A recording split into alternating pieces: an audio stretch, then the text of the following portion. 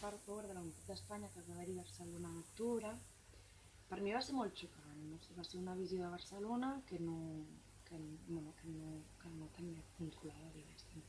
que no estava acostumada. Per una banda trobo superbé que cadascú es manifesti i que també entenc que les persones que tenen una visió unionista o una visió de mantenir-se dins d'Espanya que, que tinguin necessitat també de fer-se veure, de demostrar i de dir el que volen expressar. Una altra cosa és que cregui que té algun sentit, no? O sigui, si tot això va de si Catalunya vol independitzar-se o no, hi ha una manifestació sobre la gent que es vol mantenir, no entenc quin és el paper de gent venint de tot arreu. O sigui, la lectura que potser jo faig és que, que hi ha gent que necessita, gent de fora d'Espanya, o sigui, que necessita donar suport a aquestes persones, el qual no em sembla bé, però no em sembla bé que es falsegin també llavors com les dades o la quantitat de gent que va ser-hi.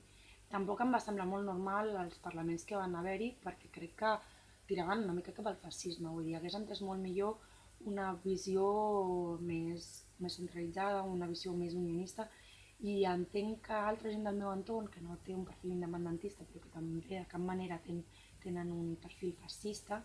que diuen que se senten com desprotegits perquè no senten que hi hagi ningú que tracti de la seva opinió. De fet, hi ha la gent que vol que Catalunya es mantingui unida i tirant cap al fascisme, i la gent que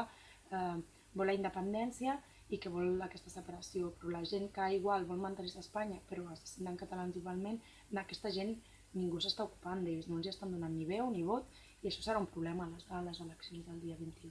jo crec.